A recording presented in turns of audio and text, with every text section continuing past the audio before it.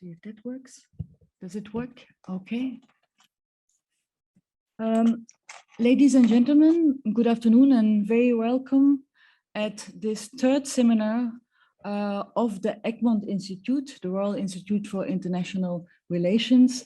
This is the third seminar. The first one was in October 2021, so there's nearly 3 seminars in 6 months, which shows the engagement of Egmont, together also with the Ministry of Foreign Affairs of Belgium, to get more involved on the Arctic file. Today we will be addressing Arctic cooperation in troubled times, and particularly looking at the title of this seminar, The Arctic Challenges Are Growing, Cooperation at Risk, What Now? And maybe a few words about these elements of the title. Challenges are growing. The challenges of the Arctic are perfectly clear. It is a big climate change challenge, which is really alarming, according to the most recent UN reports on climate change. There is the challenge because of the warming up of the Arctic that there are more economic activities, and there's a big challenge of ensuring sustainable development of these activities. And a third, more recent challenge, although it has been present also in the past, is that the geopolitical environment is heating up and that there is a big risk of spillovers of conflicts, tensions outside the region, in the region. So challenges are growing. At the same time, cooperation in the Arctic is at risk. The Russian invasion in Ukraine led 7 Arctic states to make a declaration to pause the work of the Arctic Council, and we will have the occasion to discuss it here. Similar decisions has been taken, for example, by the Barents Euro-Arctic Council and also by the International Arctic Science Committee. And in this context, challenges are growing, cooperation is at risk. We put the question, what now? So the question which will be addressed during the seminar is, what now with Arctic cooperation, with Arctic security in the light of the Russian war in Ukraine, with major impacts on the region? So this major question will be answered by the panelists during this seminar, and I want to thank the speakers who have accepted our invitation. I must say that we have a very distinguished, impressive list of speakers. We only have a small change in the program, is that Director Leo Peeters of the Belgian Ministry of Foreign Affairs is finally unable to join us, but I'm sure that there are colleagues from the Ministry of Foreign Affairs who are following closely the discussions. As I said, Belgium wants to step up its engagement on the Arctic. A few words before going to the speakers, a few words about the proceedings of the discussion. I will introduce the speakers individually by passing them the floor for a short interventional statement. This will be followed in a second round by a debate among the panelists, whereby everybody has the possibility to react to some statements which has been made. Then there will be a Q&A session with the audience. Those are with the audience present here in the room, and also on the many people who register for the conference which are online. And the seminar will be closed by Director Jean-Louis de Brouwer of the European Program of the Egmont Institute. I did not say maybe a few words about myself. My name is Marianne Konings. I am since the beginning of this year Senior Associate Fellow of the Egmont Institute in the program of Director de Brouwer, with a special focus, I would say, on the Arctic. And I have been previously EU ambassador, including the first EU ambassador for the Arctic. So we go now to the speakers. We will start with Mrs. Anna Fotyga, member of the European Parliament. Mrs. Fotyga was a former Minister of Foreign Affairs of Poland. Currently, as I said, she's a member of the European Parliament. And importantly, she is a rapporteur on the report of the European Parliament, which has been adopted in October 2021, entitled Report on the Arctic: Opportunities, Concern and Security Challenges. And I can only recommend everybody to read it because it's an excellent report. Mrs. Fotyga, already in October 2021, you have indicated in your report that the EU's Arctic strategy must reflect new security realities in the region. In the report also, you stress that international cooperation is the bedrock of safe, stable, prosperous, accessible and peace Arctic. So my question to you, how is the current situation, the Russian war in Ukraine affecting this essential cooperation in the Arctic? Mrs. Fotyga, you have the floor.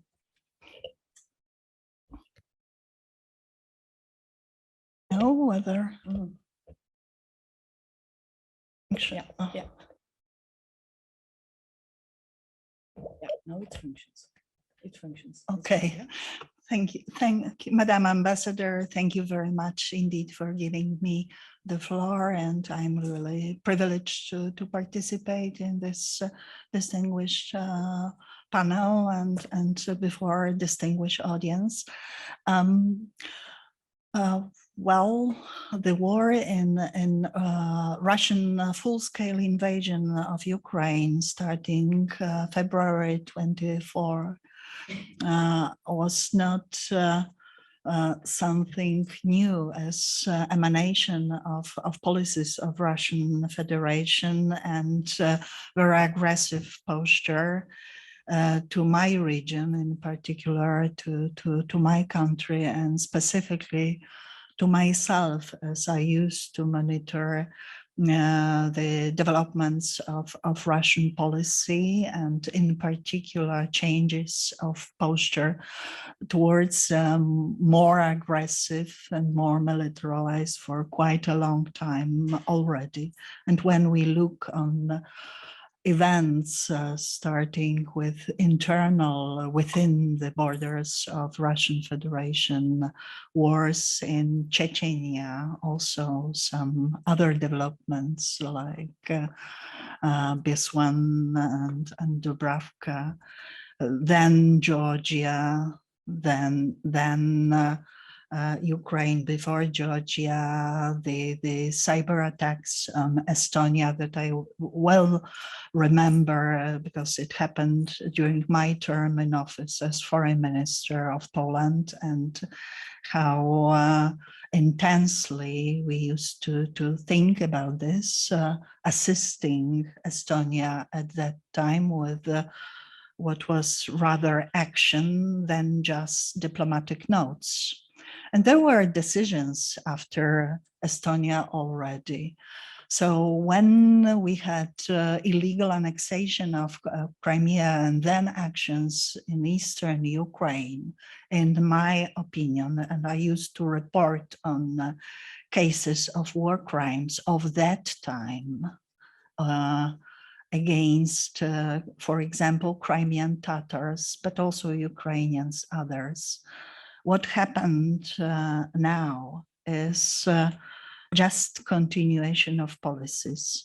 And so surely we decided to take this report within the European Parliament and also in other EU institutions to amend the Arctic strategy because of increasing threat posed by Russian Federation in the region, endangering what we used to think about as peaceful cooperation and considerably low tension area.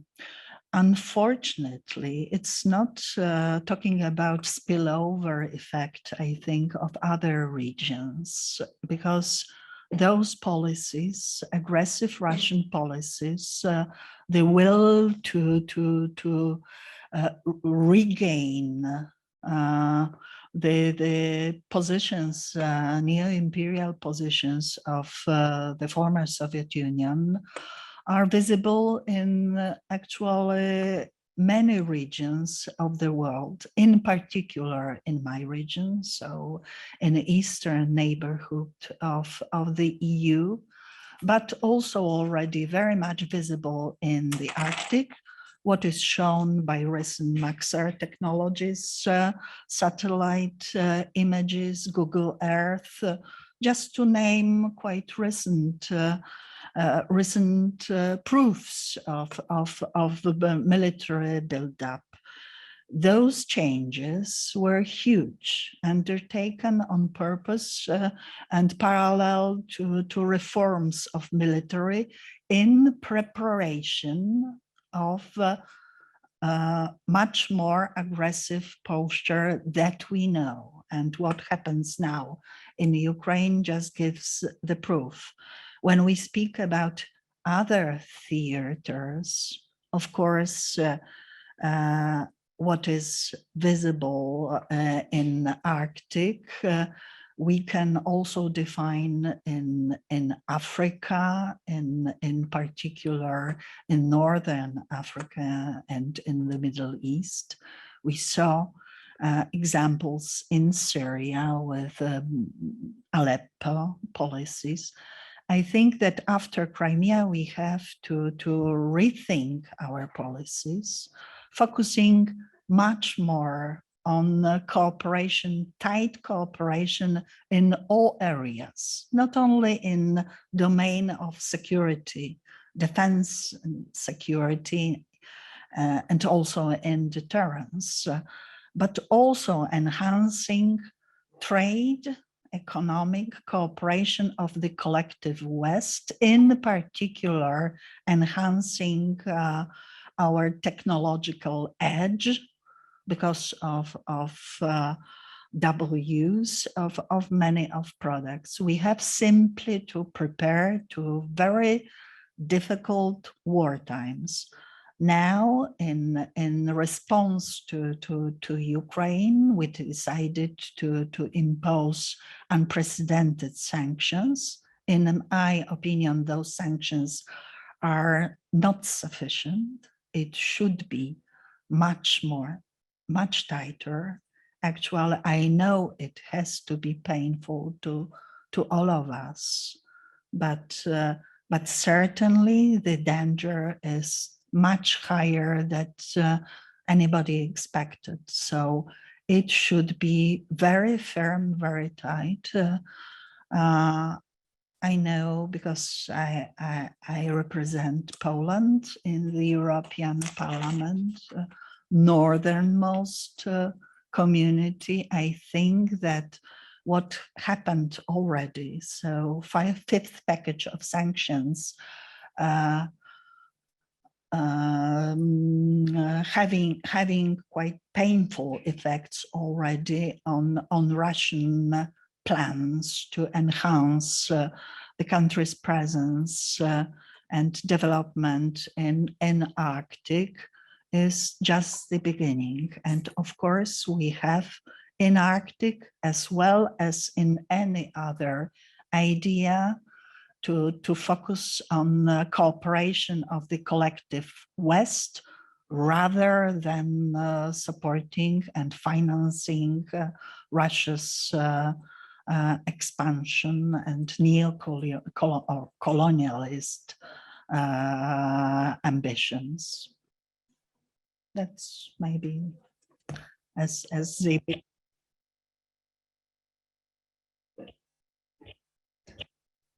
Thank you very much, Mrs. Fotyga, for picturing this dramatic environment and the dangers which are facing the whole region, I would say. And you stress particularly the need for strengthened cooperation of the West. Thank you very much. We will come back to the topic. My next speaker, and we go now online, and I see him already. This is Ambassador Morton Høglund. I hope pronounce well your name, Ambassador. He is the Norwegian ambassador. Ambassador Høglund is a former Norwegian parliamentarian. He has been parliamentarian for 12 years, and he was the first chair of the Norwegian Parliament delegation, Arctic delegation. Ambassador Høglund is currently a senior Arctic official of Norway and will be the upcoming chair in 2023 of the Arctic Council. Ambassador, the Arctic Council is an absolute key forum of cooperation on the Arctic, particularly regarding environmental protection, sustainable development. But the 7 Arctic states issued an unprecedented statement to pause the work of the Arctic Council in light of the Russian aggression in Ukraine.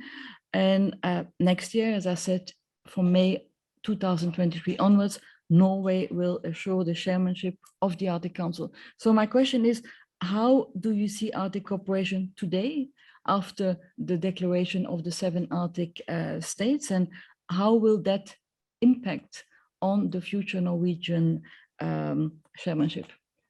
Thank you. Ambassador, you have the floor. Thank you, Ambassador, for the introduction, and ladies and gentlemen, thank you also for the invitation to speak today. As was correctly said, I'm responsible for Norway's participation in the Arctic Council, and I will limit my comments, at least try to limit my comments to issues relating to the Arctic Council and the cooperation. As was said, we have paused the work of the Arctic Council in a statement from March 3rd. This was necessary as business as usual could not happen because of the Russian invasion of Ukraine, and that's been very well explained. How the future looks like for the Arctic Council, that is something which has not yet been decided. And as this situation, hopefully the war would end quite soon, hopefully, but I have no expectations, but the relationship with Russia, the current regime in Russia, has been, it's such that normal relationship, it would maybe take quite a very long time before we could resume anything close to normalcy.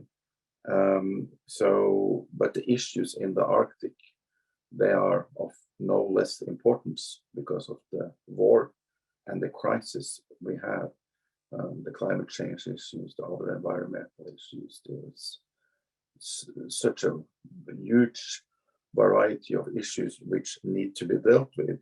And that is, of course, a concern for everybody, and especially for the Arctic states and the countries. There are ongoing discussions, and these will intensify in the weeks to come to try to map a road for how to proceed. But I have unfortunately no breaking news or no information as to how that will look like. There are many concerns to be taken, and we, even if normal cooperation with Russia is not possible at this time for obvious reasons, in the future, I don't know how far into the future, Russia should and need to be at the table at a forum like the Arctic Council.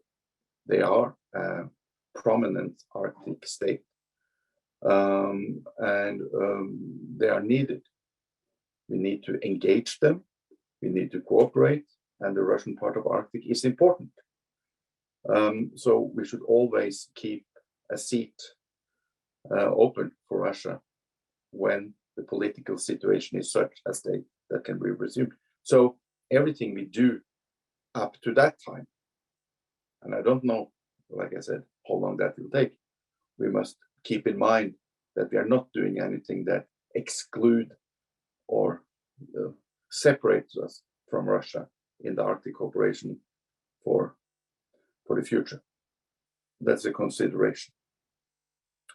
So, as I said, the issues must be dealt with.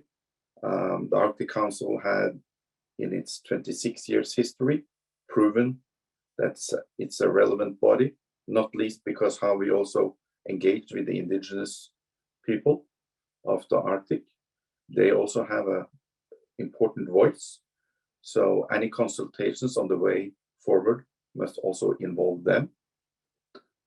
And I do hope that we will have some more clarity on how to proceed within at least some weeks, or less than. And Ambassador, you also mentioned that we will take over the chairmanship next year, about a year from now, which is a special responsibility. We have already been preparing for quite some time, and we are continuing to prepare. But at the moment, we are quite unsure how the cooperation will look like. So it is with different scenarios and different options at the moment. I think I will stop there and be happy to answer questions later or engage in the debate. Thank you. Thank you very much, Ambassador. Very interesting presentation. So cooperation still needed, keeping the chair open for Russia, but not for the moment. We will come back also to this topic. My next speaker is the pleasure to present Ambassador Erika Ellamaa-Ots. The ambassador is currently the Estonian ambassador at the PSC committee. For those not familiar with the institutions, the PSC is the Political and Security Committee of the Council of the European Union, an extremely important body of ambassadors of the different member states. Ambassador, the PSC committee started a few years ago. When I was still EU ambassador, I had a meeting with the PSC. They started discussing Arctic. I know that Mrs. Fotyga, in her report of the Parliament, says that the Arctic should figure regularly on the agenda of the PSC committees. And my question is, what place does the Arctic represent on the agenda of the PSC? And maybe you could also say a word about the link of Estonia with the Arctic. Thank you, Ambassador. Yeah, thank you very much for this kind introduction, and very, very happy to be here. Estonia is the most northernmost country who is not a member of Arctic Council, and that's why Estonia actually applied to become an observer country in the Arctic Council, and that is why this explains our deep interest in the region. We clearly think that as we are up north there, as everybody else, but we particularly are directly linked to developments in the Arctic, and so that's where that explains our interest. And to be honest, for us, it was not a political choice. It was actually very much scientific-driven choice when Estonia decided to apply for the observership, because since we regained independence in '91, and already during the Soviet times, our universities were very heavily engaged in the Arctic studies. And we think that as being now a very digital focused and connectivity focused country, we think that we have actually something to bring to the Arctic cooperation, especially in the context of connectivity, innovation, technology, digitalization, digital solutions for the environmental solutions, and in this domain. So for us, although we have now had, our government changed last year, etc., basically our policy is the same. Both governments, despite of the constellation, do support the continuation of that policy. And that's why I think we will have a long-term interest. Of course, we are not naive. We are fully realists, understanding how likely or how not likely it is to happen in the nearest future, but we will continue to pursue that goal, and we will of course try to contribute, even being outside of that body and not having this observership. But coming to the theme of the entire seminar, of course, the PSC is a body that represents member states, the security political aspects of the member states. And at the moment, our agenda is consumed, fully from night and from morning till the evening is basically all about the European security situation in Ukraine, but of course the impact it has on other policy areas. And naturally, at one point, we have to take a very close look what kind of impact it will have on our Arctic policy. You know that European Union had the very significant joint communication in 2016. Very soon, it was clear that that the relations need to be renewed and updated. So there was a strong push for the Commission to come forward with a new joint communication that was issued. Actually, I just checked, 13th of October last year. And if you recall, it was just shortly before we started to receive information about Russia's plans for large-scale invasion of Ukraine.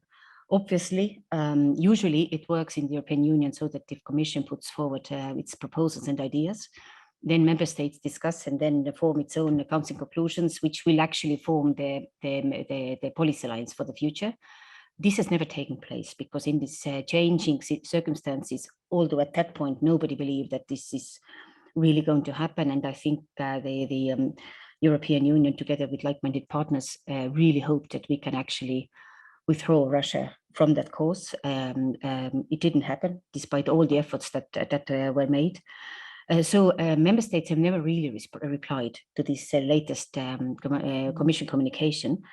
And to be honest, now, of course, before coming here, I took a fresh look at the communication. It's very much focused on the sustainable development, environmental change. Now we have a new commission. Of course, the main focus is about green transition, what could be done together with partners in the Arctic, etc. Now taking into account what has happened in our relations with Russia, in Ukraine, but more broadly, I very much share the view that probably we have to have a very deep rethink. Where do we go?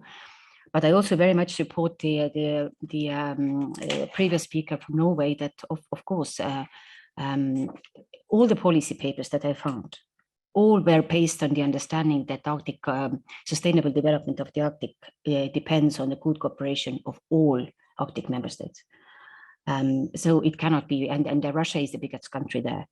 So at one point, we have to see, I mean, of course, Estonia highly appreciates the decision taken by the Arctic member states, Arctic Council member states to suspend their relations for the time being.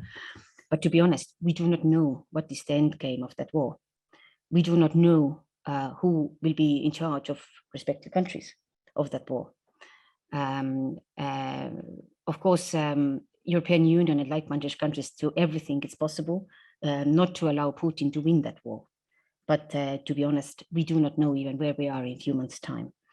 So, and for that reason, we do not know whether this suspension means a permanent suspension, which seems to be impossible if we actually really want to talk about the sustainable development of the Arctic. But at the same time, is it just a pause? And how long is that pause going to be? So in that sense, I think we are here today just to basically ask questions, because I think the answers will be drafted once we know the outcome of that war. Who will be in charge of various countries? What is the constellation? What will happen to founding security principles of the OSCE area? Whether any of it will be still there, also for Russia. At the moment, Russia, of course, has violated all the principles, including the principles of the Arctic Council. And at that current moment, of course, it is unthinkable to have any other way to just suspend. But we clearly understand that we have to accept that Russia is the biggest state of the region there.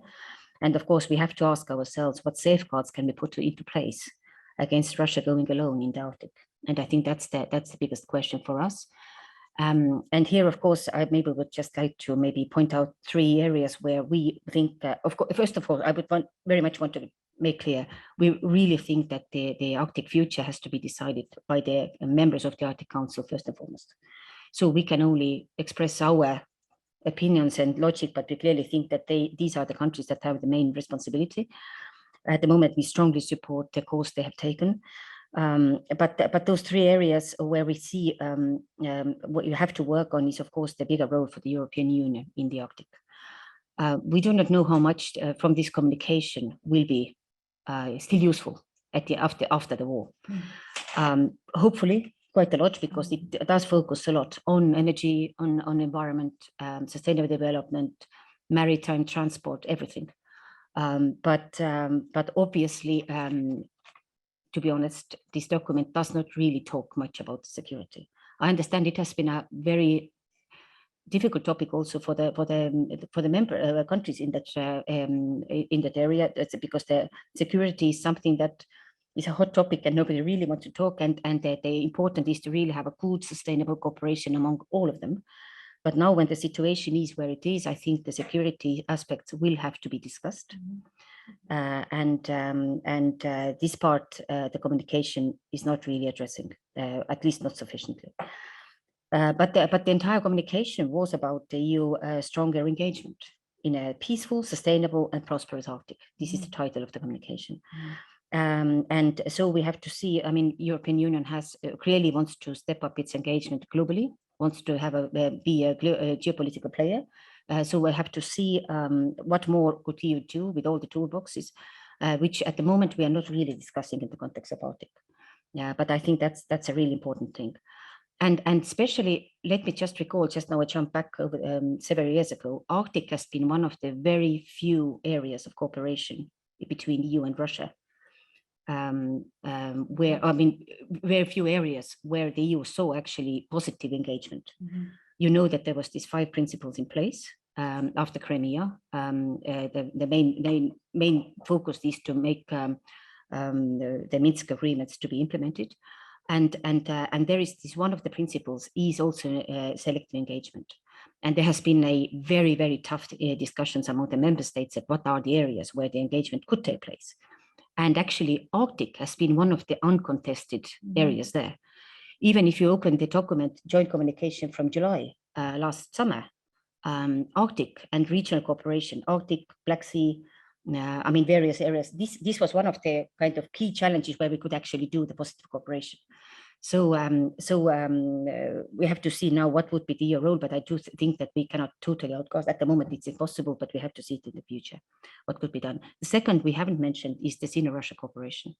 Obviously, we see that the consequences of Russian war against Ukraine could be increasing the China-Russia cooperation also in the Arctic.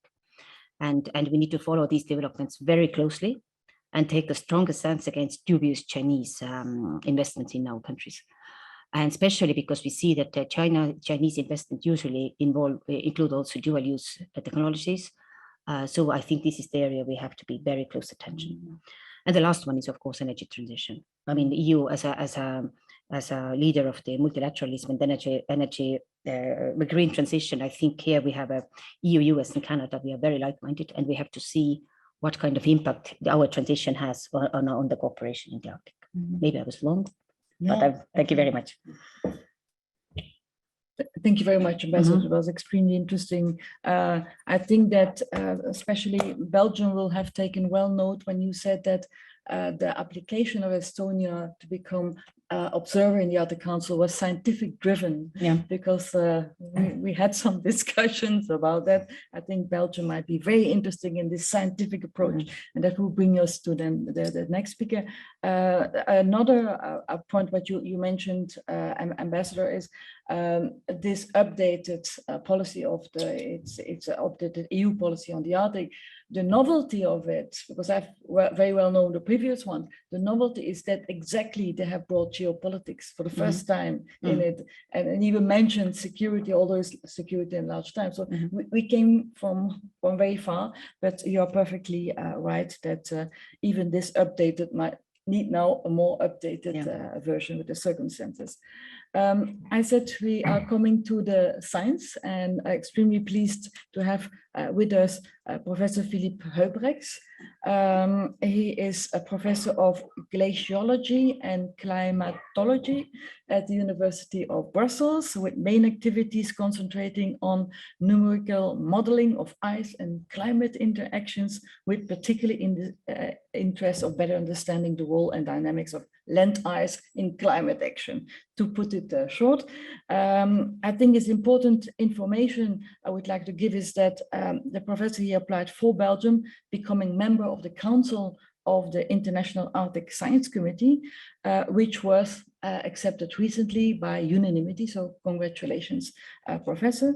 The question that I would like to ask you, it's obvious for everybody that scientific cooperation is absolutely the key important role when addressing the Arctic, as well as analyzing the issues, as formulating solutions. And the statement of the International Arctic Science Committee they made a statement also about suspension or pausing of cooperation in their recent meeting in Tromsø. They said they would evaluate it also at that meeting. So you have been in Tromsø, Professor. So what is the feeling about in the scientific community about science cooperation in these very dramatic times? Thank you. Yes, Mevrouw Konings, thank you very much for the invitation and to discuss with you Arctic science. So as we already indicated, I was in Tromsø about 1 month ago for the Arctic Science Summit Week, and I also attended the meetings of the International Arctic Science Committee. But let me first tell you something about IASC. So IASC was founded in 1990, and it was founded at the end of the Cold War as a scientific organization to encourage and facilitate cooperation in all aspects of Arctic research and in all areas of the Arctic region. And it is doing that by defining 5 working groups, respectively the atmosphere, the cryosphere, marine sciences, social and human sciences, and terrestrial sciences. And it does so by organizing workshops, organizing long-term programs, making assessments and science planning activities. And indeed, the membership of Belgium to IASC was perhaps long overdue, because Belgian scientists have been active in Arctic research for many decades. And much of this research comes from a long tradition in Antarctic research, which in fact goes back to the end of the 19th century. And today we have 12 groups at 8 Belgian universities active in Arctic research. And as you said, our application for membership was unanimously accepted, and we are the 24th member country of IASC. So indeed, needless to say, that the war in Ukraine cast a shadow over the Arctic Science Summit Week and the activities of IASC in Tromsø. First of all, there was a statement from the organizing committee on the 9th of March, for the statement of the organizing committee of the Arctic Science Summit Week, first of all, strongly condemning Russia's unprovoked invasion of Ukraine, but also that the Arctic Science Summit Week would be closed to individuals representing Russian institutions and organizations, both on-site in Tromsø and online. So there were no Russian scientists linked to Russian organizations present in Tromsø. And just before that, IASC also issued a statement on Ukraine, and the statement stressed that the history of IASC and that of the Arctic is one of dialogue, peaceful action, and low tensions, and it underlined the role of IASC as an international organization dedicated to peaceful scientific cooperation between nations for the good of the Arctic and the world. And it is this statement that was going to be re-evaluated during the IASC Council meeting, to which I could participate as a fresh member. Of importance is also that the IASC statement supported the statement of the International Science Council, which stresses the power of science to solve global problems, not the least for the challenges posed by climate change. And the International Science Council statement explicitly mentioned Arctic research together with space research as examples where collaborative work is a key to address global challenges and warrant against the isolation and inclusion of important scientific communities. So the most important agenda item in the closed session of the council meeting was indeed a difficult discussion on how the council should respond to the situation in Ukraine. And at the table, there was a proposition to suspend Russian membership for an unspecified period of time. The interventions of the national delegates followed largely the political realities in their home countries. So 13 out of 24 IASC members are also EU countries, and these largely repeated the official position that collaborations with individual Russian scientists are still possible, but that there is a ban on institutional collaboration with Russian organization. And a problem raised by many, of course, is how to distinguish between both. There are more member countries than just the EU countries. Other member countries took a more neutral position or referred to the statement made by the International Science Council, stressing the need for continued scientific collaboration in the Arctic with all actors involved in light of pressing global challenges such as climate change. And many also voiced, and it has been mentioned by other speakers, concern on unwanted side effects for the indigenous communities that inhabit the Arctic, also in Russia. The Chinese council member stated that it would be illegal to suspend the Russian Federation, as it would be against the statutes of the IASC Council to do so. I didn't look up the statutes myself, but it struck me that at least nobody in the room contradicted the allegation made by the Chinese council member. But in the end, the council decides by consensus. And so it was decided not to decide about any measures against the Russian Federation that could possibly have a long-term effect on the working of IASC and thus compromise scientific collaboration in the Antarctic for a long time.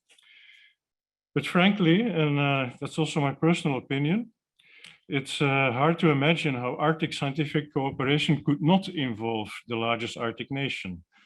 Many national programs depend on collaboration with Russia, be it for data exchange, participation in cruises on board of Russian vessels, or access to Russian research infrastructure. And much of this has already come to a halt now, with dire consequences for ongoing PhD projects in collaboration with Russia. And I'm especially thinking of countries like Germany or Austria, who have a large-scale cooperation with Russian scientists. So my impression was that there is obviously a strong desire to resume scientific cooperation with Russia as soon as possible, as the war has ended, in the name of addressing global challenges such as climate change, that ought to go far beyond the logic of geopolitics. An open question that was not addressed at the meeting, since the Russian Council delegate was absent, is to what extent there will still be a willingness from the Russian side to further collaborate with nations that have taken strong sides in the war with Ukraine. So let's hope peace returns as quickly as possible. Thank you. Thank you very much. Just a question of clarification. So is there a decision that there will be no official cooperation with Russia, no institutional ones? No. No. There will be a new statement, which will just be a listing of the arguments that have been forwarded. Okay. That only applies to European countries, Okay. EU countries, but this is not an IASC decision. Will they come back to the next year, perhaps? Okay. It's very interesting, the position of scientific and then more the politicians on the issues which might not necessarily coincide. Now it's my great pleasure to present you Mrs. Embla Oddsdóttir, Embla, who I know very well. Welcome, Embla. She is currently director of the Icelandic Arctic Cooperation Network. Also, Embla has been active at Arctic Council working group members, which particularly was important, I think, Embla, when with the previous chairmanship, which was Iceland, which ended last year. And you have been chairing the social, economic, and cultural expert group of the Arctic Council Working Group on Sustainable Development. I have to mention that Embla is also leading the Gender Equality Network in the Arctic. And for the first time, we have here a gender balanced participation in the panel. Finally, Embla represented Iceland as co-chair in the Arctic Science Ministerial Science Advisory Board in 2021 in Japan. Embla, you are the chair of the Icelandic Arctic Cooperation Network, which is part of a larger network, the Nordic Center of Excellent Arctic Climate Predictions, all long names, but which include Russian partners. So my question is, how does your network functions for the moment? And as you have experience with the working groups of the Arctic Council, is there anything going on for the moment? Thank you, Embla. We don't hear you. We don't hear you. Is this better? Yeah, thank you. Oh. Thank you, Chair and Madam Ambassador. It's good to see you again. And thank you also to the Egmont Institute for inviting me to be a part of this important panel. We're certainly living through some challenging times for continued cooperation in the Arctic and faced with the task of finding ways of moving forward. Now, the Arctic Council, we've already discussed this, but the Arctic Council has developed into the primary forum for cooperation in the last 25 years, led by the 8 Arctic states and 6 indigenous permanent participants, which is a unique feature of the Arctic Council, and also providing a space for some 30 odd, I believe it's 38 today, observers. Although not without criticism, the Council and the work of its working groups has grown in importance. And even though there are arguably flaws and challenges, as with any international entity or really any entity, the Council remains a vital part of both the dialogue on and governance of the Arctic region. Its focus on monitoring and assessing environmental and social change and the sustainable development of the region has provided information and data that is vital to future policymaking in the region. The names of the 6 working groups speak to the areas of focus the Council has primarily worked with, and the policy has always been to not allow certain topics, such as those relating to traditional security concerns, prevent its cooperation in other areas. And the importance of the working groups should not be underestimated. Their role in monitoring and assessment and providing information and data necessary for responsible and sustainable development in the region is crucial. The international scientific cooperation, in addition to engagement with indigenous communities, has produced a body of work that will increasingly provide the basis with which policy development will be supported in the future. This work has vital implications for the well-being of both ecosystems and communities, not least in terms of monitoring rapid climate, environmental, and social change and finding ways to respond to these changes.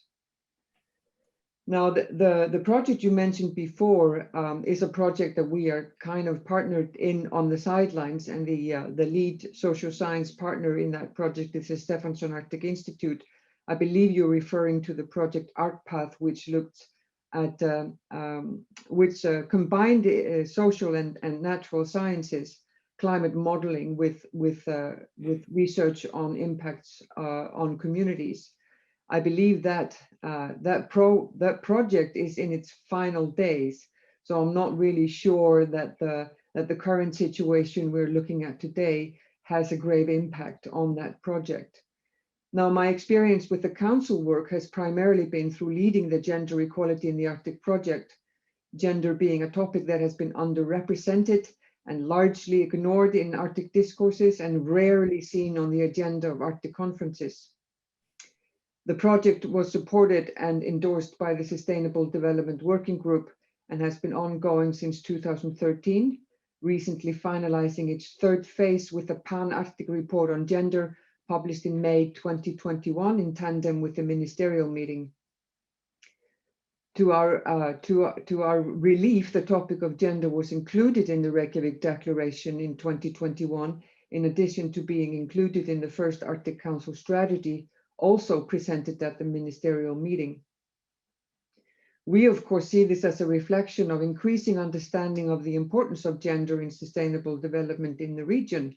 But this could also be viewed as a very good example of the way in which the Arctic Council can move things forward and push up on the agenda topics it understands as important.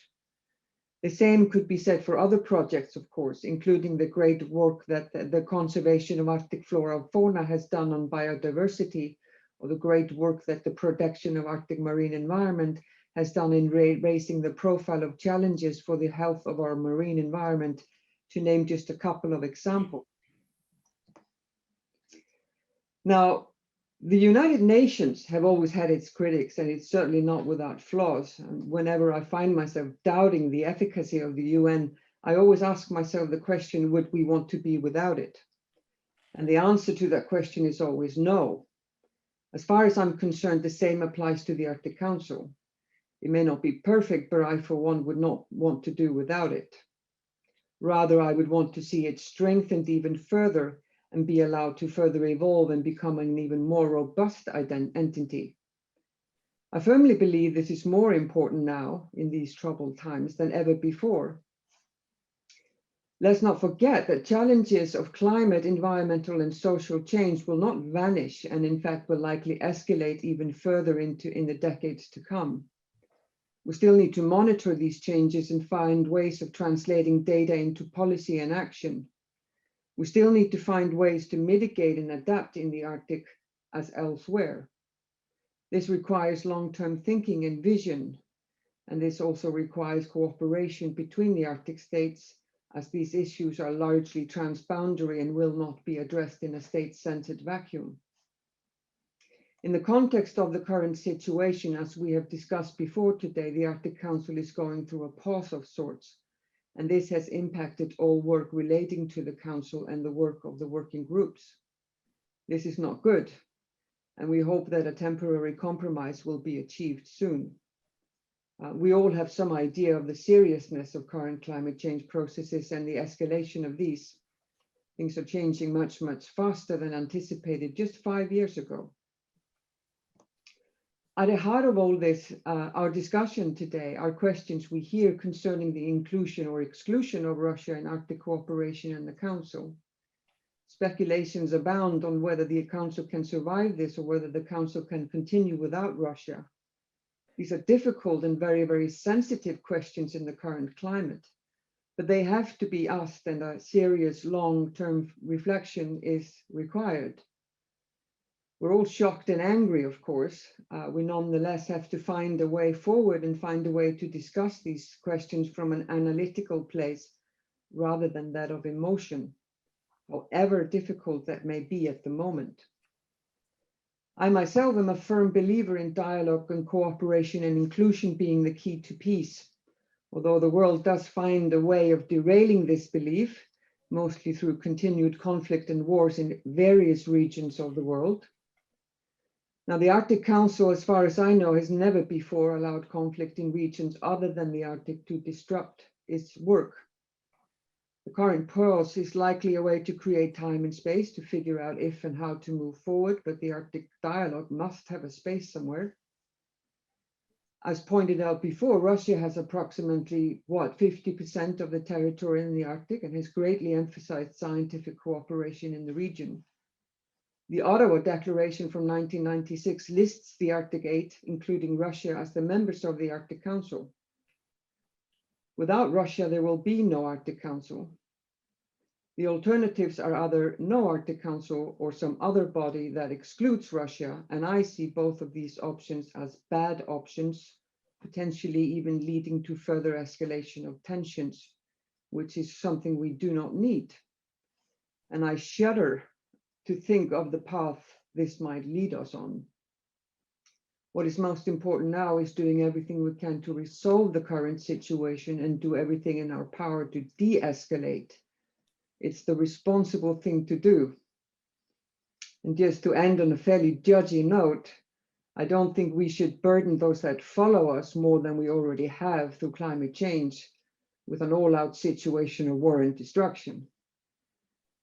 And I think I'll leave it at that for now. Thank you. Thank you very much, Embla, for your insight and your reflections on the cooperation with or without Russia. I come to our last but not least speaker, which is Professor Arild Mo.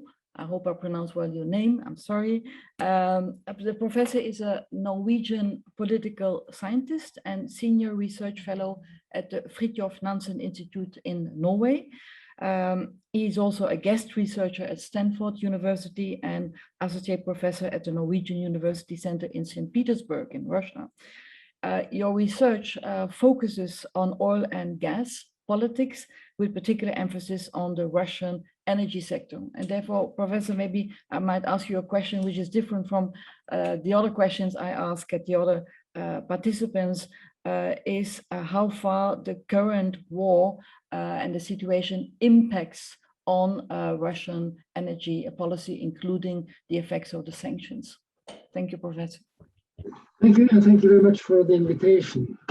Yes, this is another dimension of Arctic activity that is affected by the war and the aftermath of the war, I think. Russia has had a very ambitious policy for development of its Arctic zone, as you probably are well aware of. And this development centers on development of extractive industries, especially natural gas and oil, but also other minerals.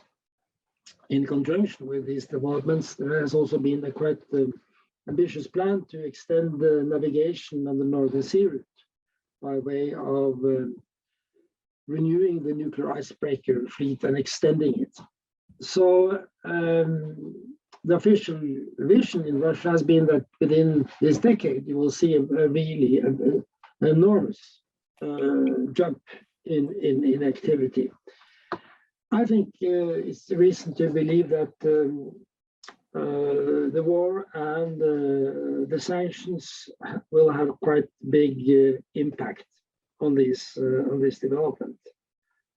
Even if sanctions, the new sanctions so far has not directly hit the Arctic, it will do so in several ways. Now the Russian Arctic has already been quite heavily influenced by sanctions since 2014, where restrictions on technology transfer to Arctic offshore oil activities was restricted. And this helped put a stop to the Russian plans for development of its continental shelf in the Arctic, together with, of course, price developments, as we said. Now, the projects we're talking about now, they are liquid natural gas, LNG, a series of very big LNG projects, which were inaugurated in 2017 with the first one, in Yamal LNG, and then an expected series of follow-up projects. There is also a very huge oil project a little further east in eastern Siberia, which was intended to reach a production level of 100 million tons by the end of the decade, extremely high volume. These projects are dependent on several factors. They are dependent on investments. They are dependent to varying extent, but quite some extent, technology, and they are dependent on markets. So these three factors are all affected by the sanctions. And we see now that the plans for the LNG buildup is already revised. It seems that it's very uncertain what will happen because of technology.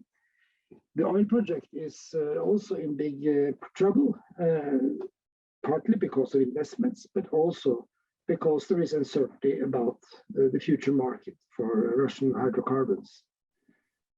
Altogether, this means that there is a lot of uncertainty for investors, but also, I think, realistically, in Russia, they will have a lesser ability. The government will have a lesser ability to support the Arctic development than they've had until now. Arctic development has been given quite extensive or quite wide-ranging benefits, tax concessions, but also direct subsidies, because this is so important politically in Russia. But there is a limit to what you can afford. And the same goes for the construction of ice-breaking tankers, new icebreakers, which of course are needed only if you have sufficient volumes of goods to transport. But also seen in isolation, this is a difficult issue because technology for such development is not to be found only in Russia. They need especially inputs from South Korea. So the policies of South Korea will be important for shipping. So that is my main message, that Russian Arctic development is slowing down. Just let me add a few words on the topic you have discussed already about scientific cooperation. I think very many wise words have been said. And I certainly support researcher cooperation, direct between researchers. It is, as it was said by Professor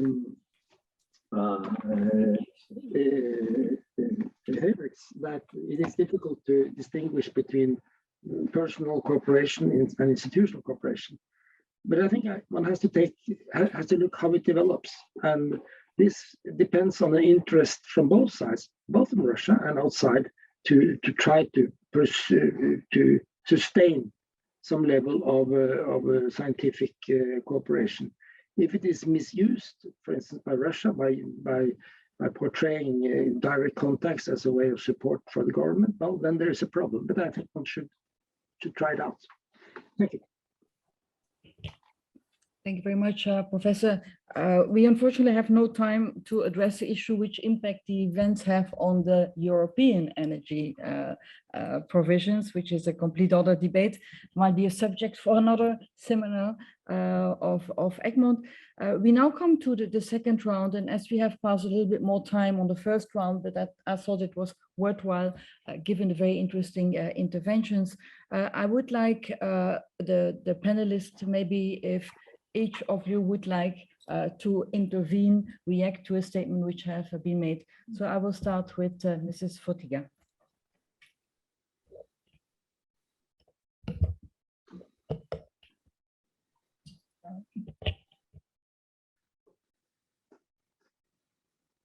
Yeah.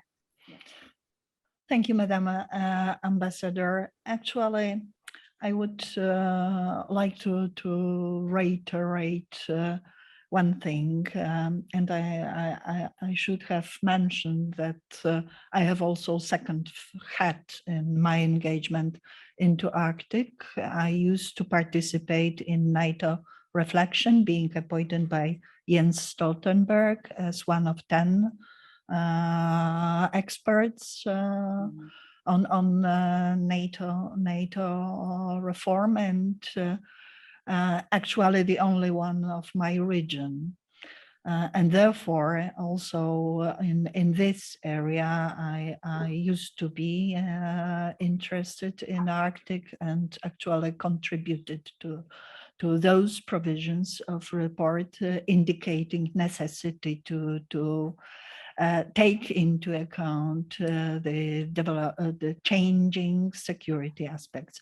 Second remark is that actually, of course, within the EU, we have problem in common perception of threat. We are much closer. And in case of Ukraine, with difficulty, but still we maintain unity, and that is extremely important to cope with this. In terms of prediction of actions, we were not so good, and actually we did not take into account warnings that were provided by Five Eyes members. So the knowledge of US and other allies that indicated possibility for aggressive action. Secondly, I listened carefully to statements about scientific cooperation, in particular for the sake of environmental protection. You know, it is different to speak in theoretical terms of this or on processes, and much more difficult if you have a scientist, Ukrainian scientist, in your kitchen, and lady scientist, by the way, a refugee. We had to open our homes, and thousands of them are now simply impoverished with one bag in their hands with tiny children. Are you ready to ask Russian individual scientists on bilateral ways of cooperation whether they support so-called special operation? Of course, we know it is a full-scale war and bombing of civilian facilities, as well as nuclear power plants, shelling of them. What about environmental protection? And earnings from energy are simply directed to those actions. So sanctions are something that we owe in every area. We may discuss about eventual benefits. In particular, I agree, German and Austrian scientists are leading in this. Unfortunately, it does affect overall views of political elites on further relationship, support for Ukraine, and eventual engagement in dialogue with Russia, despite atrocities. So we have to take this into account. Thank you. Thank you very much for this very important statement. I think it's very important for everybody to consider if concessions can be made in these circumstances. I would say I personally agree fully with your position on that. Ambassador Morton Høglund, would you like to intervene, make a statement? No, I have no comment at this time. Okay, thank you very much. Then Ambassador? Thank you. Maybe just a short follow-up remark. European Union has taken a direction to try to isolate Russia internationally at this point. It is not that they don't like the Russians, but it's because precisely we are not asking to de-escalate. We are beyond that. We are forcing to de-escalate. And I think that's the entire logic. That's why if you follow the recent elections for the various United Nations bodies, Russia has not been voted anywhere. This is absolutely unprecedented situation. And this is not a situation that in these areas, we do not need cooperation with Russia. Russia is such an important big country. Probably the world needs cooperation with Russia on anything, but not on current terms. And for that reason, I would very much like to support Madame Fotyga comments. At the moment, I think there are no exceptions that, for example, this cooperation is more important than any other cooperation. 2 weeks ago, United Nations outvoted Russia from the United Nations Human Rights Committee. This is not less important. So I would, and that if we start making kind of exceptions, and where do we draw the line? Of course, everybody would love to have perfect cultural cooperation, scientific cooperation on every front. But if we start making this kind of drawing the lines, that, for example, on this area, this is fine, and here it's not fine, then I think we can our own strategy and our own point. And at the moment, when we are basically facing probably, as President Zelensky calls, Battle of Donbass, that will go to the history probably as called as such. And then at the same time, we talk about how lovely it would be actually to continue cooperation. Everybody wants to cooperate, but not now and not under these circumstances. Let's wait for the outcome. Let's keep steady keep the line on every international fora and actually force Russia to go through the transition and force to cooperate on terms that is acceptable for the democratic world. Thank you very much. Thank you very much. I will be listening with interest to the reaction of Professor Høglund. The Arctic climate system has no national boundaries, and scientists have an uneasy feeling when they feel they are instrumentalized for geopolitical purposes. And I also hear it around the table here. All scientists I know of, Arctic scientists, want to continue to collaborate, and they see it as a contribution to peace too. If anything survives antagonism between nations, maybe culture and science can still play a role to continue the dialogue. That's how I see it. Thank you, Professor. But there are areas, important areas, where there is scientific cooperation, where already now Russia is not part of, without any political reasons. So that cooperation can definitely continue. Another example where it may not be necessary, I know very well the German scientists, and they have more than over 30 years, they have a very close research cooperation, scientific cooperation with Russia on permafrost. Does it mean now, because this cooperation might be paused, interrupted for a couple of years, that this will be dramatic? Wouldn't you say that the scientists already now know very well what is the problem for permafrost, and that there are some solutions, that it has to be addressed? But does it mean that this big objective of addressing permafrost will now be jeopardized because there will be a moment where you cannot work with Russians together? I'm sorry. Depends on the time. Huh? I mean, if you're talking about a year or 2 years, maybe this is a different story, but we don't know. How long will this take? Huh?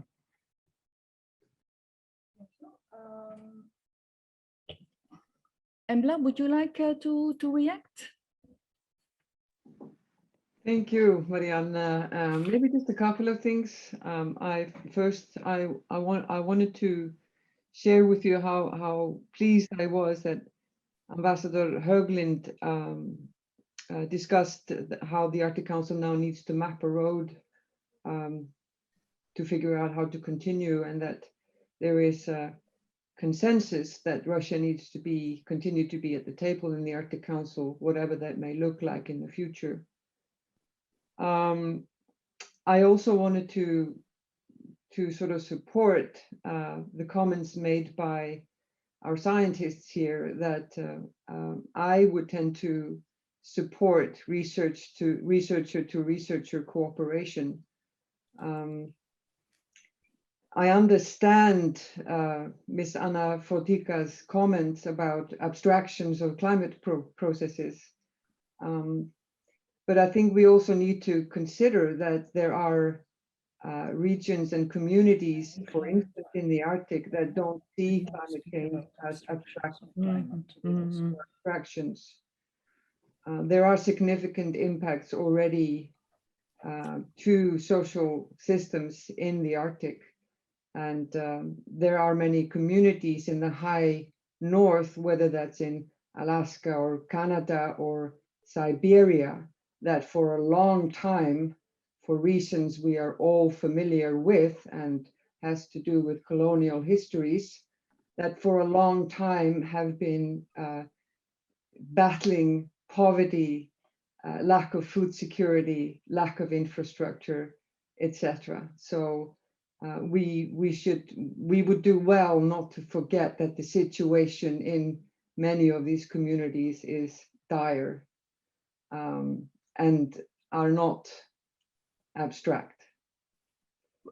Would you say that I particularly know well the Canadian Arctic, which I visited extensively, and there is this big problem of communities, remote ones, a lot of poverty.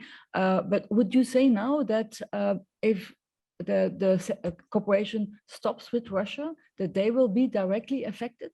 isn't it not the task of the countries like Canada themselves to take care of their indigenous, like the US in Alaska? The Nordic countries do it already with their indigenous population. So I do not see directly the link which can be made with stopping cooperation. To the contrary, even to the contrary.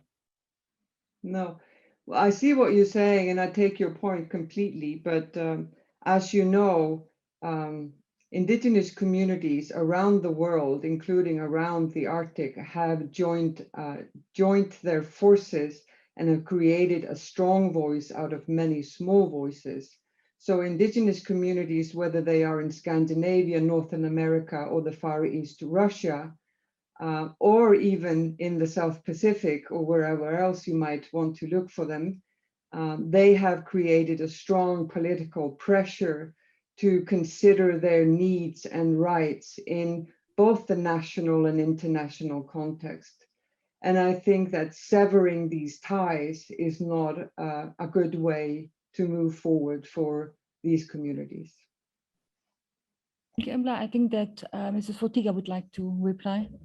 Yeah, and well, in my long-standing political career, but also as rapporteur, I used to consult extensively with indigenous communities representatives and official representations of indigenous people of Arctic Council. And actually here I see exactly enormous difference between indigenous communities within the Western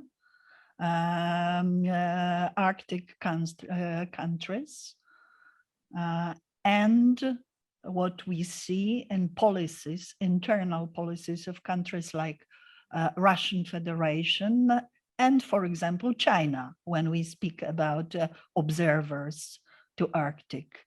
So in case of China, we have well-known cases to start with Tibet to Uyghurs.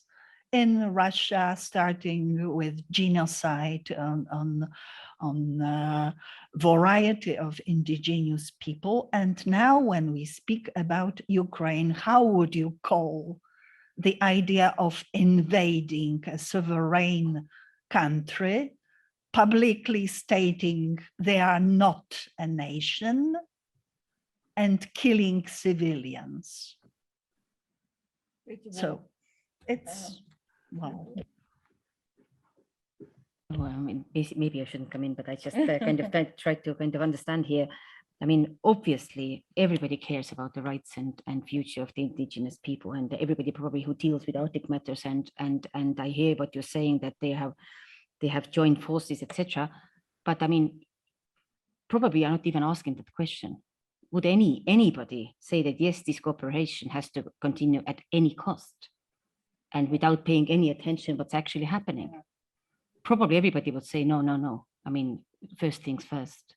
Stop the killing, and then we will talk the rest. I kind of already see parallels that, for example, the gas price is too high for us. Let's not have sanctions because it's just uncomfortable. I'm sorry, this is really not appropriate comparison here, but I mean, it's the discussion seems to go that way. I'm very sorry. Thank you.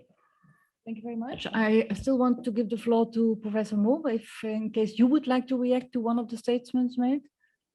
Yes. Well, I think now we get to this question about cooperation and research. Cooperation spelled out quite clearly. There is a moral dimension here, and I listened to what Ms. Fotyga said. You know, how can you explain to an Ukrainian that you have cooperation with Russians? But let me put the question back to you. Do you think is it appropriate to boycott contacts with a Russian researcher who is voicing opposition to the war in Ukraine? And that's what I'm thinking about. I'm thinking that we shouldn't rule out any contacts with Russians because they are Russians, but we should absolutely avoid contacts that can be misconstrued as support to the war. And indeed, also, of course, avoiding contacts with people who are voicing support to the war. But there are several others. and not least in the scientific community, who are against the war. And I think we should try to maintain contacts with such people. Don't you do that? Well, unfortunately, majority of those members of scientific community within the Russian Federation that opposed the war are now in prison. And those with whom we eventually want further to cooperate are simply those who supported Putin's aggression, because there is a large number of members of scientific community, members of elite doing this, unfortunately, and we have to ask this question, because it was particular wave of atrocities within the Russian Federation against those who protested the invasion. And they face, now I would like to name one important person, Vladimir Kara-Murza, who was previous Monday, he was detained earlier twice with attempt to poison him. How do you like then to speak about scientific community?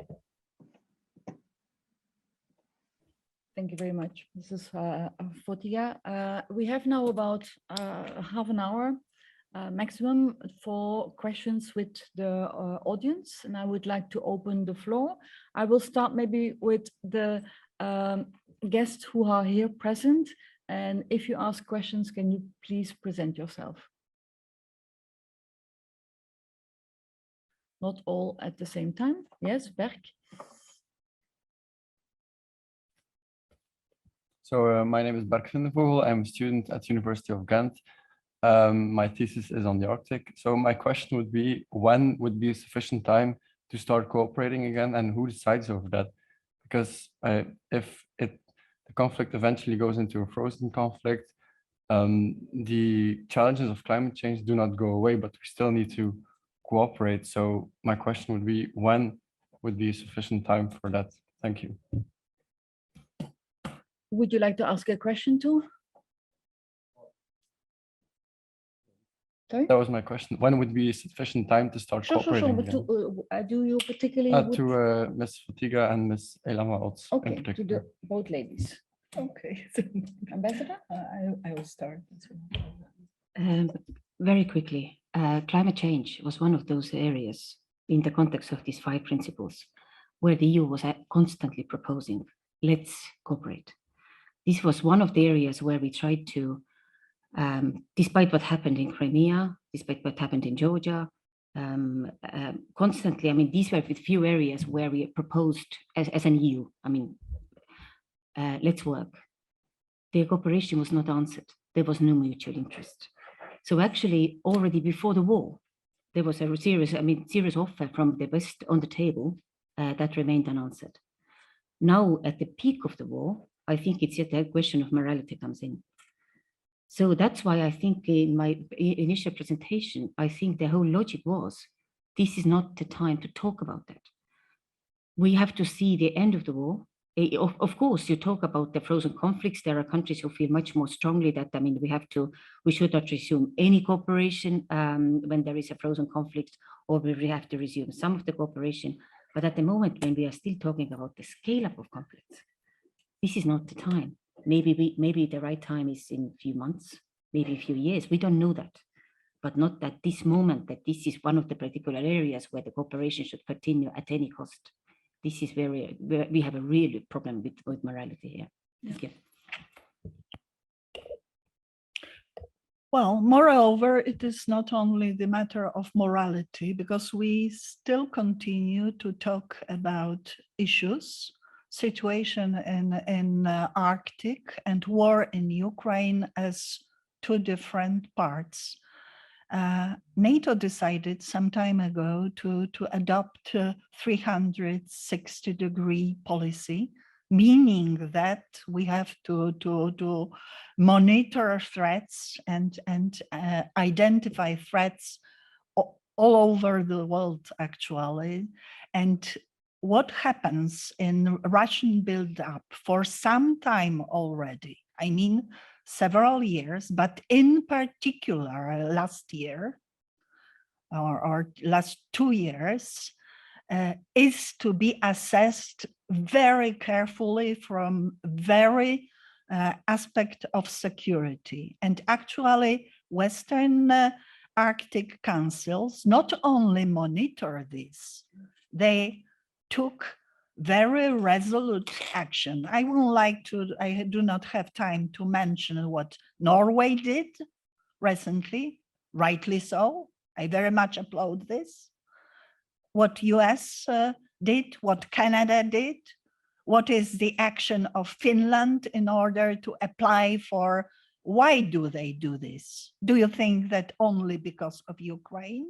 No, because they also monitor a situation in the Arctic, and the way and pattern of Russian Arctic military build-up eventually indicating extremely vicious policies. And after Ukraine, we cannot exclude anything.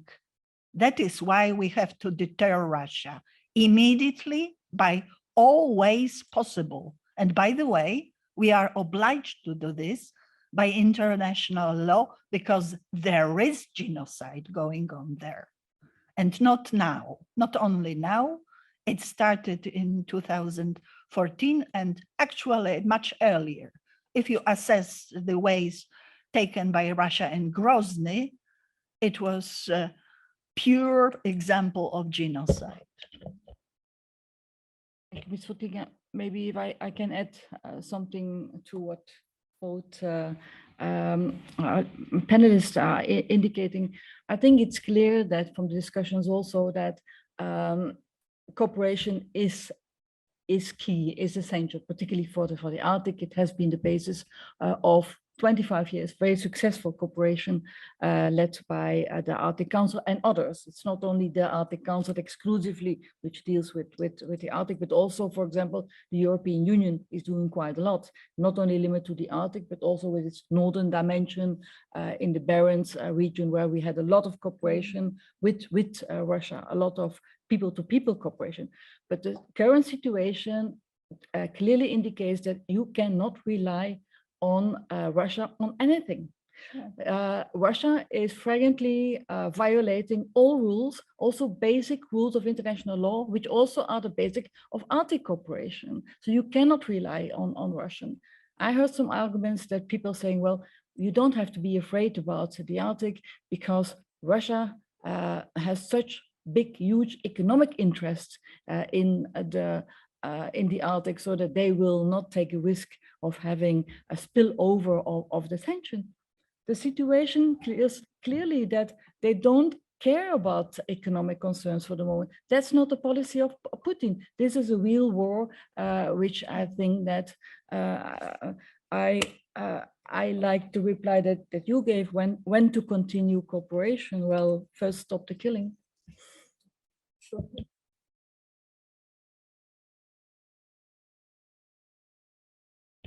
Yes, please.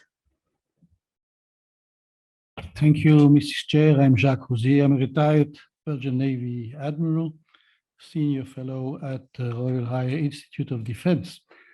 And I would like first to thank the panelists on both sides, inside and on the virtual panel.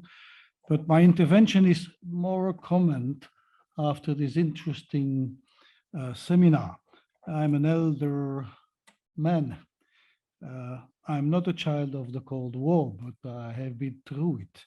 And I would remember two historical points that can help us in refocusing to what I appreciated in Mrs. Fotyga and also in Mrs. Ots' comments on today's situation in Ukraine. It's first, when South Africa was in the situation of an apartheid policy, we had to endure very long time not to commit ourselves with the regime. And in the end, the regime collapsed. I'm not asking for Russia to have a collapsing regime, but I just mentioned that if the cause is just, you also have to use the right means to get your cause fulfilled. And on the second, to the younger people, it's just my personal feelings, is that we should not be afraid to support Ukraine with all the means we can. Just remember the Vietnam War, which was a war I, as a junior officer, was really not willing to fight, but the Americans were embroiled in the end of the Indochina events, and the Americans were fighting with the South Vietnamese, while Russia was giving a lot of armament. So don't be afraid of your cause if you think your cause is exact. And I congratulate, and I would like to stay on this link together, because the Arctic issue is for sure important. And thanks to Professor Høybrechts, in the Navy, we have still a Belgica who remembers the first Belgica, and it was a Ukrainian officer that was on board with the Gerlache. So thanks to the Arctic scientists in our country too. Yeah, I just want to mention that we had an old Belgica who was in the North Sea research vessel, which was donated to Ukraine, by the way, a year ago. Another link with Ukraine. Thank you very much, Admiral, for these very wise words. And also recalling is always good also to bring back some striking examples of history. Thank you very much. I continue. Sorry. Embla, did you raise your hand? No? Okay. That was, I think, a while ago. I think I wanted to answer the comments made before. But since you've given me the floor a little bit, I just want to say that I completely understand people's concern and rage because of the war in Ukraine. Although I don't agree with the appeal to emotion and the shaming that comes along with the discussion. I would also like to say that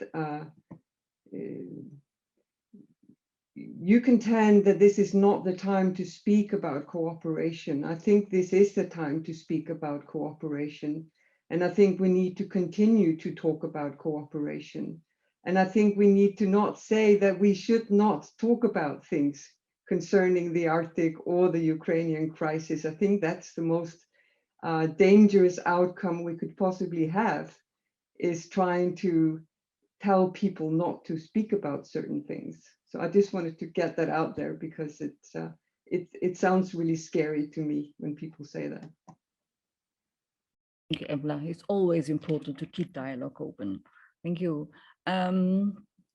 Other interventions, and I don't know, Jean-Louis, how it is with people online, if they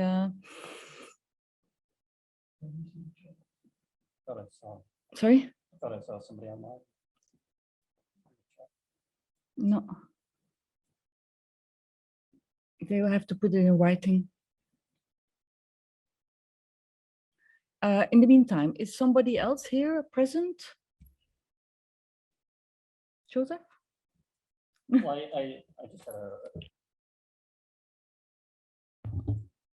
Hello, my name is Joseph Cheek from the International Polar Foundation here in Brussels. We organize the annual Arctic Futures, excuse me, Arctic Future Symposium. I just had a rhetorical question regarding continued cooperation with Russia. I mean, if you have a partner who doesn't follow the tenets of the cooperation, can they really be considered somebody to cooperate with? But I mean, of course, you made the statement earlier, but those are just my 2 cents. To you, Joseph, because the International Polar Foundation is not only the Arctic, but also Antarctica. Is there any consequences of the current situation with cooperation? Yeah, we can't comment on that at the moment. We will see how the situation evolves.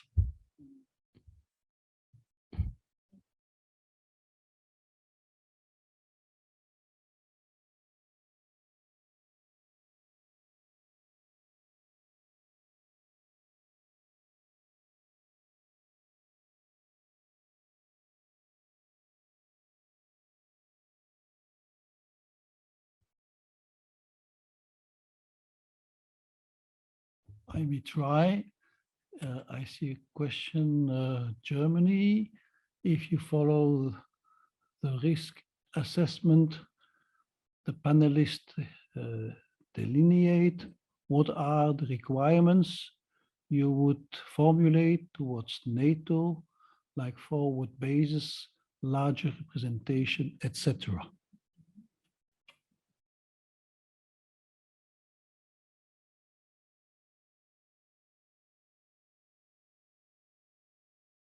Jean, is there any possibility, technical possibility, or could I have it on my screen here in front?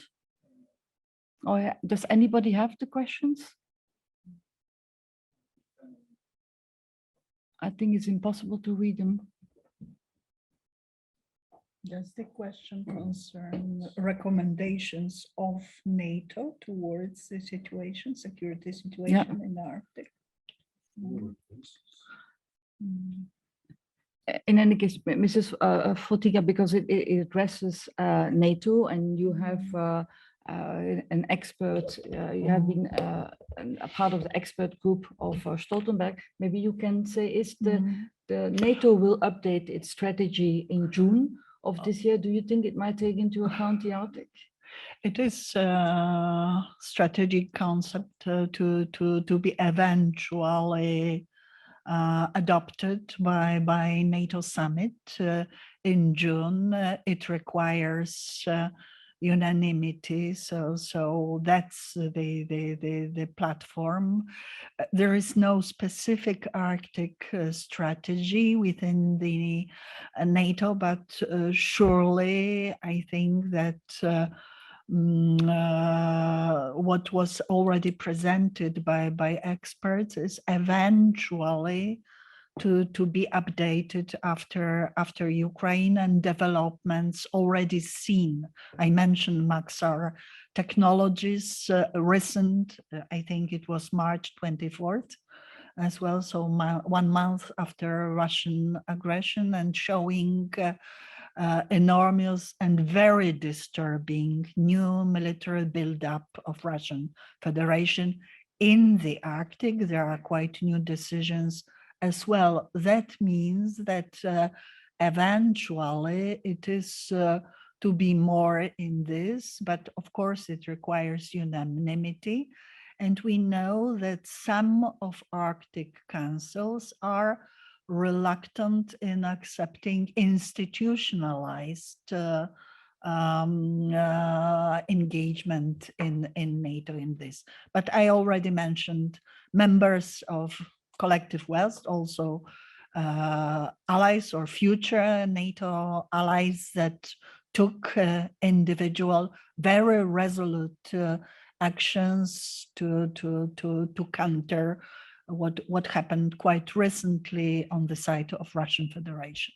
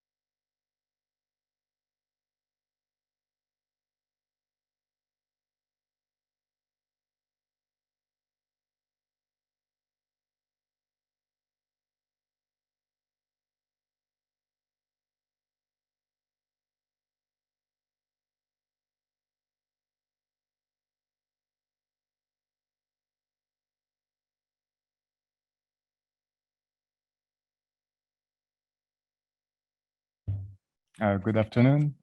Thank you again for the presentation and the interesting topics and discussion that we've had. My name is Benjamin Pazel, and I work for the Belgian Ministry of Foreign Affairs.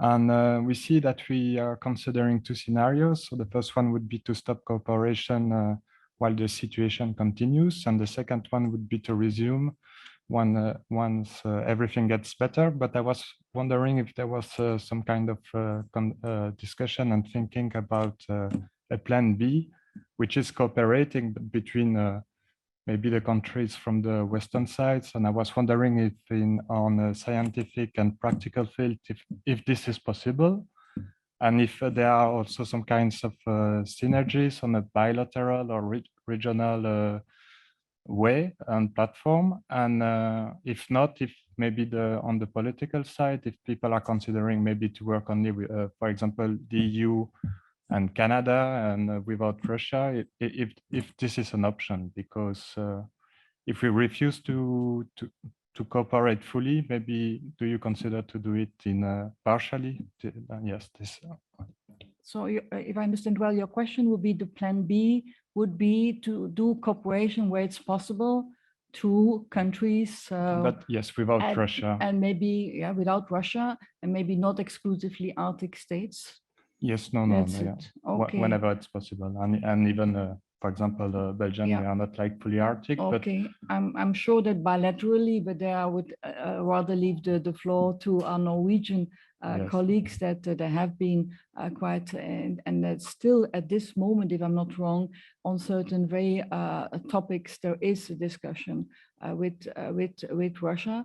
But if I can speak on behalf of from the European point of view, one of the novelties of the updated EU Arctic policy of October last year is to streamline, mainstream the Arctic in external relations of the European Union, meaning that not only to treat the Arctic as a separate topic, but really incorporate it when you have talks with US, with Canada, with China, with India, with all the observers of the Arctic Council.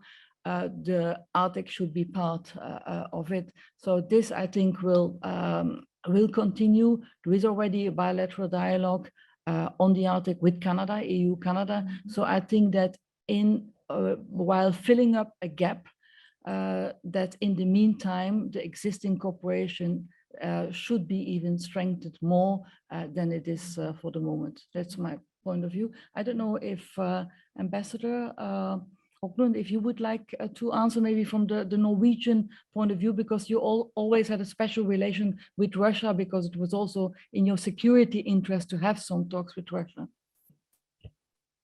Yes, that's true. And on certain issues, like, for instance, search and rescue, cooperation on nuclear installations and so on, the cooperation on an expert level is ongoing because it's important that we share a common border, land border and sea border.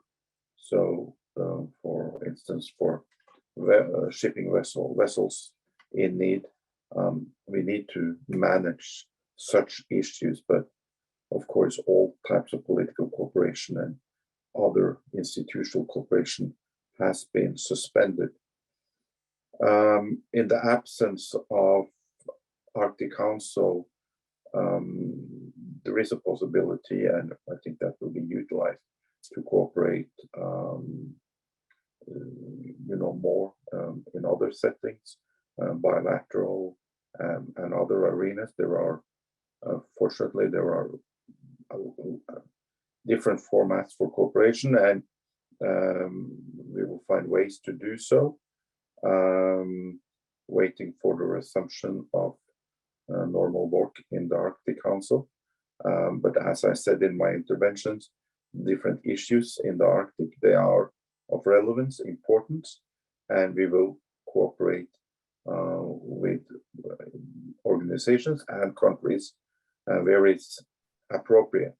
And the longer the pause, the stronger the need to expand that type of cooperation.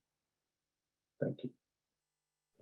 May I maybe add an additional question, because I guess that you must have had with your colleagues of the Arctic Council, with the other 6, I would say, you must have had discussions on how the cooperation is going on. Do you also have a feeling that there might be some who say, okay, in principle, no cooperation, but maybe it might be necessary relaxing in the scientific area?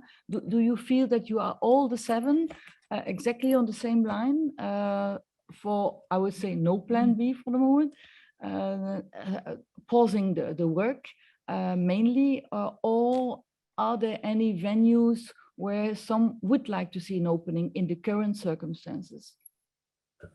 In the statement we published March 3rd, we also said that we would discuss the modalities regarding Arctic Council cooperation in the future. I think all countries do their own reflection on what is possible.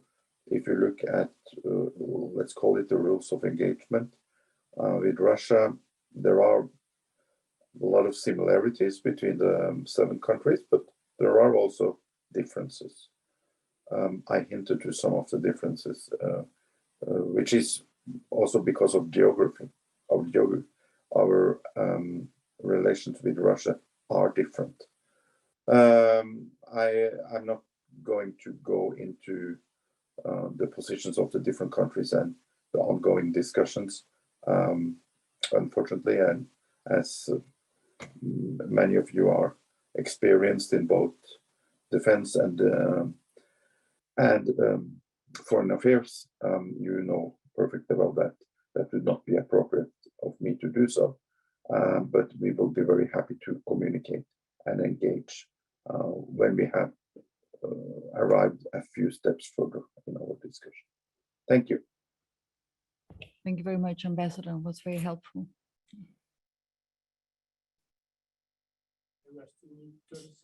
30 seconds. 30 seconds.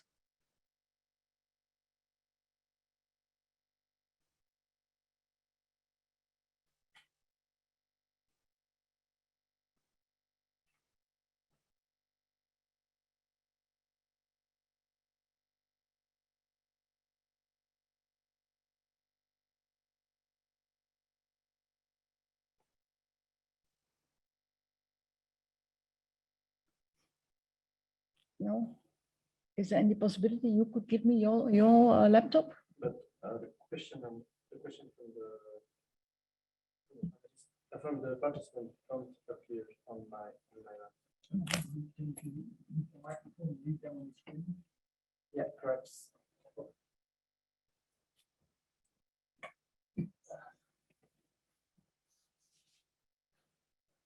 So I have a first question from Dimitri Verskuren. Dear panelists and invitees, thank you for the organization and participation in this so important debate. Does China pose a strategic threat on the Arctic too, as it makes so many cyber attacks across the world on this moment? Would the Council be positioned to have a diplomatic role here? Thank you.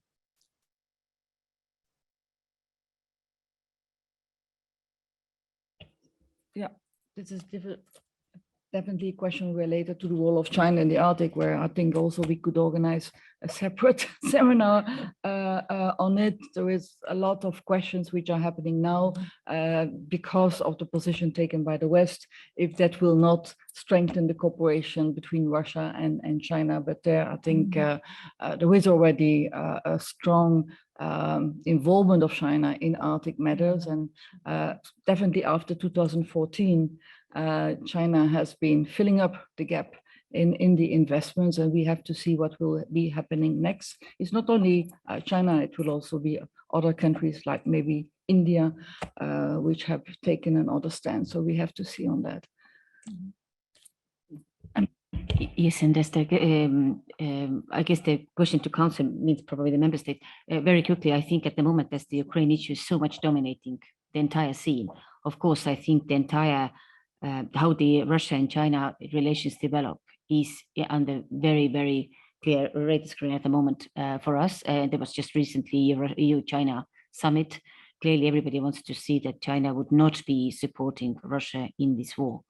But of course, I think we are not going down to more detail. I think time will show what is the relationship, how the relationship is going to develop. But at the moment, of course, we would like to have global outreach to understand why we are having this approach, and that to have this global isolation of Russia in this context. Thank you. Ms. Fotyga? There is already quite tight cooperation between Russian Federation and PRC. Also in the Arctic, there are plans to develop, as were mentioned earlier, also in terms of navigation in the northern sea route and investment along the northern sea route. But we have to understand that both countries now also take into account their position in bilateral relations. In my opinion, much depends on the result of, so a lot of our common security depends on not only on end to the war on Ukraine, but final result of this war. And I would like to state it clearly that we have to do our utmost for Ukraine to win this war, because it is in our deepest interest, whole collective West, with the upper hand of Russia, eventual ability to achieve goals or even partial goals in Ukraine. In my opinion, it tends to enhance also this Russia-China cooperation, maybe on different level, but it is then to happen. There are two different scenarios in both cases, but certainly from our point of view, it is necessary to ensure that Ukraine wins this war. Thank you very much, Mrs. Fotyga. I think, Jean-Louis, I would like to apologize towards the participants online that we had these technical difficulties. I promise that I personally will have a look at all the questions which has been asked. They will not be done for nothing. I apologize. That's sometimes the bad thing about techniques if they don't function. But we now come to the last part of this seminar, and I would like to give the floor to Director Jean-Louis de Brouwer for summarizing or concluding this seminar. Thank you. I did not expect my tasks to be that difficult when you asked me to do it. First of all, let me join my apologies to yours. But you did not notice that, but we've organized this webinar in difficult circumstances because the internet of the department broke down earlier this afternoon. So as such, it's already quite a performance to have it notwithstanding this problem, and I really thank the technical support that was provided to us. But okay, nothing was perfect. I would start by quoting an author who published recently a paper I would recommend everybody to read in the Arctic Circle Review. When addressing sustainability in the Arctic, what comes to mind is mainly economic, environmental, and social sustainability. However, with the current dramatic geopolitical developments, it is timely to examine the full meaning of sustainability. Is sustainability in a political sense becoming as significant as the other dimension? I'm quoting you, Marianne. And in that same paper, I discovered the notion of Arctic exceptionalism I was not aware of. And I also found a very interesting quote of the Finnish Minister of Foreign Affairs in 2019. You cannot put a do not disturb sign upon the Arctic. That's exactly the situation we are confronted with nowadays. I must say, I really thank all the panelists, and it's not a diplomatic way of closing this workshop, because as many of you I've attended in these lockdown days, months, a lot of webinars and seminars where usually there was, a broad agreement on the topic discussed. Here we heard very, very, very strong and impressive statement of people who do not apparently share the same views. And I really want to thank all of you for having expressed this so vividly and so clearly. But after all, do you actually disagree? I think that it's more a matter of when. It's some of you were eloquently and rightly referring to the situation as it stands now. Some of you were referring to the day after, not knowing when the day after would happen and under what circumstances. But I mean, I would refer to my neighbor who make memory of the Cold War. I have the feeling that, contrary to what maybe some might think, that the day after, whenever it comes and in whatever circumstances, will not be a return back to the Cold War time. There would be something different. There would be something different, because a lot of things happened since the fall of the wall of Berlin, and because what's happening in the Arctic region do not allow for a Cold War type non-dialogue. The question of the time is of the essence. And I will make a parallel which might be shocking for some of you, because it's a situation I know best from my previous times in the Commission. Look at what's happening around Syria these days. Look at what's happening around Syria. For years, there was no way for anybody, including Arab countries, to enter into any kind of talk with the Assad regime. Does it hold? No, it does not hold, because it has been a too long period of time. So the day after has to come. Maybe we have to think, and indeed, Director Oddsdóttir was right. We have to start thinking about what the day after will mean and what kind of arrangement will be applicable. We certainly have not to open that discussion right now, but we have to think about what indeed political sustainability in an Arctic region where the do not disturb signpost is not on the door anymore, what it will mean in the future, because as it was rightly said by somebody, I mean, if my memory is correct, I'm anything but an Arctic expert. 50% of the Arctic region is under Russian territory according to international maritime law. So, I mean, we had a first discussion now. I think that it's very clear and everybody can draw the conclusion of this discussion. You don't need me to draw this conclusion.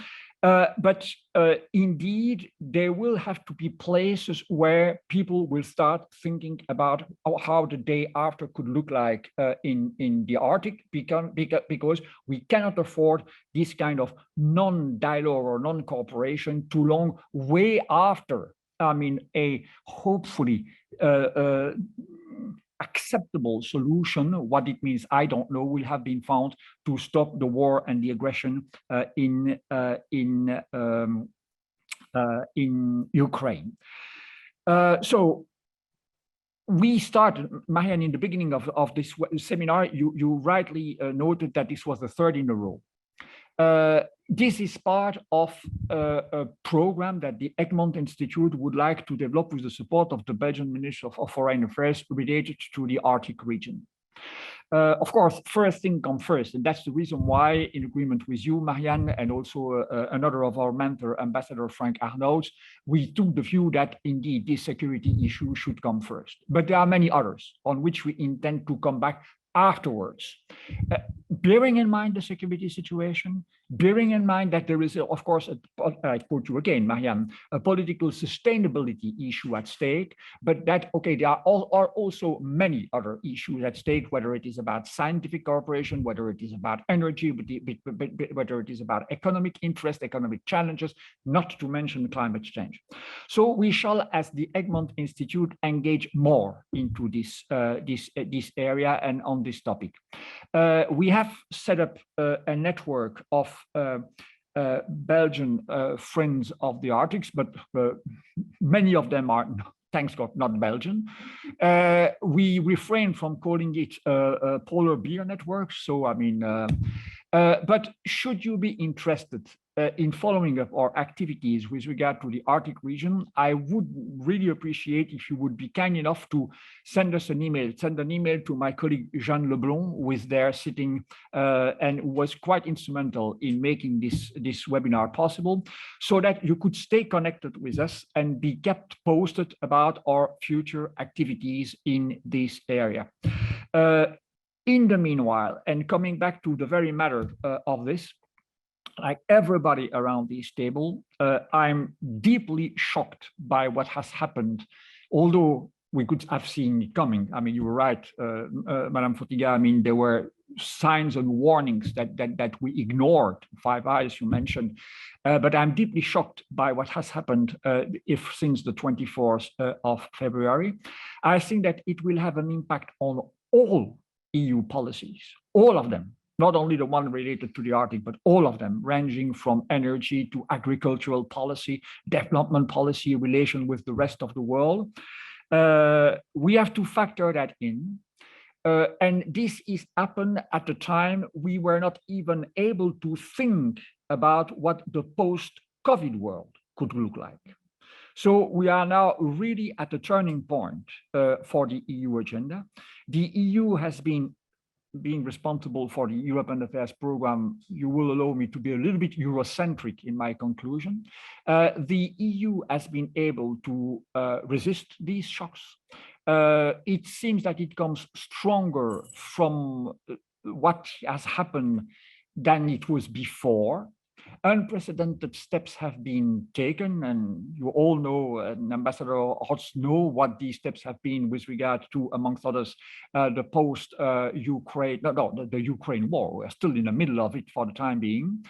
Let's hope that the EU will keep on withholding these shocks and will be able to stick to its agenda, whatever happens, and be what it has never been until now, a player and not only a payer.